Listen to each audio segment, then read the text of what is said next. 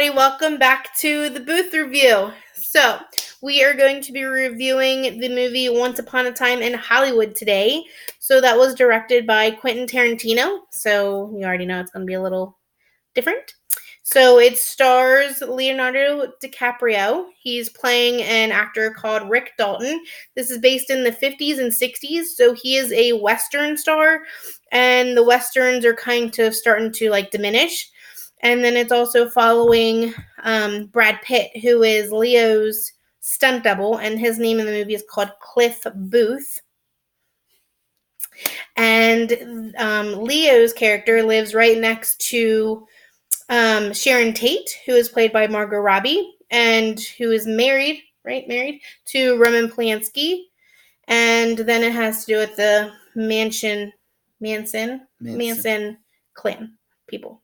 So, it's kind of the premise of the movie, if you would say so. So, I'm going to let Timmy start this off because he really enjoyed this movie, and then I'm going to do my banter later and tell you how I felt about the movie. So, yeah, Once Upon a Time in Hollywood is the ninth story, if you will, from Quentin Tarantino. He's making a big deal about having 10 films or whatever. He's done 10 films because he did Kill Bill and then Kill Bill Volume 2, but he considers it one. So I'm just going to say the ninth story from Quentin Tarantino. He wrote this movie and directed it.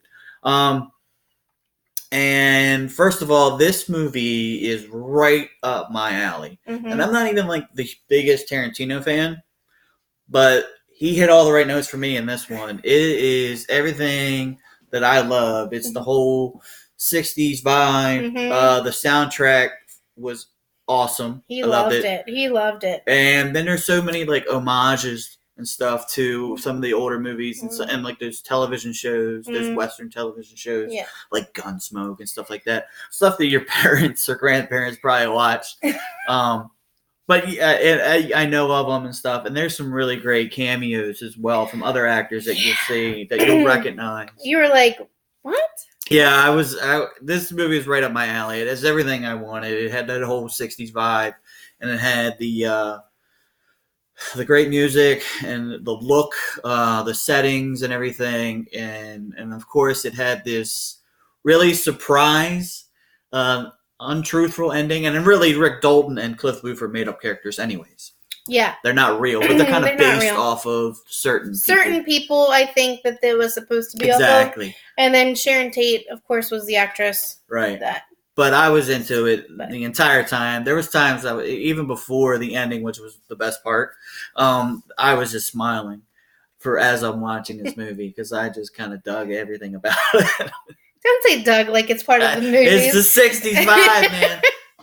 All right. So for me, so they all did very well. And what's very confusing to me is they made the big fuss about Sharon Tate, right? But Margot Robbie is barely in this movie. Yeah. And it's supposed to, in my opinion, I feel like she needs to be more of the story because the whole ending is about her. But yet she was barely in the movie. So it didn't line up for me on that aspect. The whole twist is because of her, but yet she's barely in it. So you're like, yeah, what? I mean, I can understand that issue. It really follows Leo. It's pretty much the Leo movie, Leo and which Brad is fine. Pitt. Yeah. And Leo does a great job. He should be nominated. I'll give him that. Brad, I love Brad Pitt. I don't get it. Honestly, he did okay, but he should not have been nominated.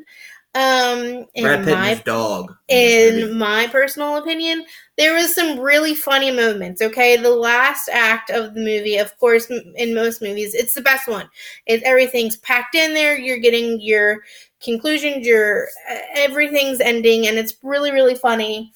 Some of the parts, we were, laughing hysterically, but that's literally the only time of the movie that I enjoyed it. I kept looking at the clock to see, It's a bit long. It is a bit long. A bit long. It's like 2.5 hours long, A people. little over that, 2 hours and So 40 I'm like minutes. watching the clock, like how much more of this movie do I have to watch because it was going nowhere. I Okay? loved every second of it. No, I was into it. I'm ready it to was buy okay. the movie now. It was honestly. okay in my opinion, but with how we have to rank them and everything, it's still middle of the pack for me.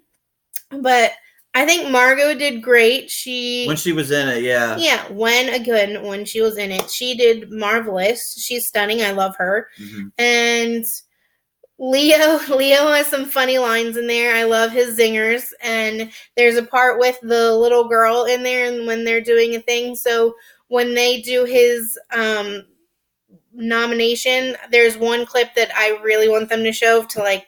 You might have seen a little bit of it in the trailers if you happen to watch it's the trailer. my favorite. She's like, "You did the best act. That was the best acting I've ever seen." And he starts crying. He's like, "Thank you very much." So I want that to be the clip that they show. That's like what I walked away from this movie. The best part's the ending, honestly, and of course the last act was the best. But in my personal opinion, it was okay. Middle of the pack. If I'm grading it, because I'm grading it right now, I think I told you I was gonna give it like a C minus probably. That's what I'm giving it. Yeah. I loved it. Yeah, he did. I loved it. As soon as we came home, he got on Spotify and he put on the soundtrack. I did. I put it on the soundtrack from the movie. Yeah. I loved it. Yeah. I really did. I think it's my favorite thing from Quentin Tarantino. I'm not going to say it's his best work, but it's my favorite from him. There's just so many little things. Like if you're a fan of old Hollywood kind of stuff, you'll probably enjoy this movie more than others, like myself. And there was some nice things too. And I know we mentioned Margot Robbie and her character as Sharon Tate, but I thought he did one thing that I thought was kind of nice, where there's a scene in the movie where it shows like Margot's going to see her own movie essentially. Oh, right. Sharon Tate as Sharon Tate, she's singing her own movie. And instead of having Margot Robbie in like a green screen and reenacting this movie, they just showed the Sharon original Tate. clip of Sharon Tate doing this movie. Yeah.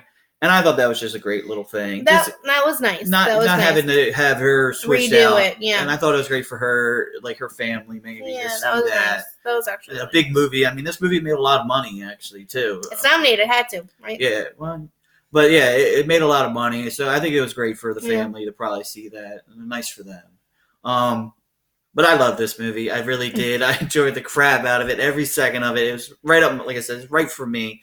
It's almost like Tarantino made it for me. And then that ending was completely out of the blue. And I wished it was real in a sense because of the tragedy that happened afterwards. Yeah. But the fact that it's not, it's really sad. So in my opinion, if you watch the movie, just skip 2.5 hours and get to that last 10 minutes.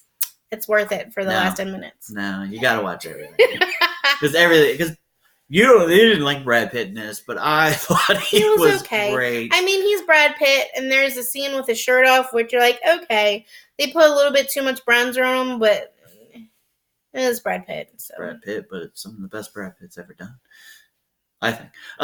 So if I'm scoring it, it's getting an A. It's almost an A+, really. It's one of my favorites of the year. Not just Oscar stuff. It's one of my favorites of the year.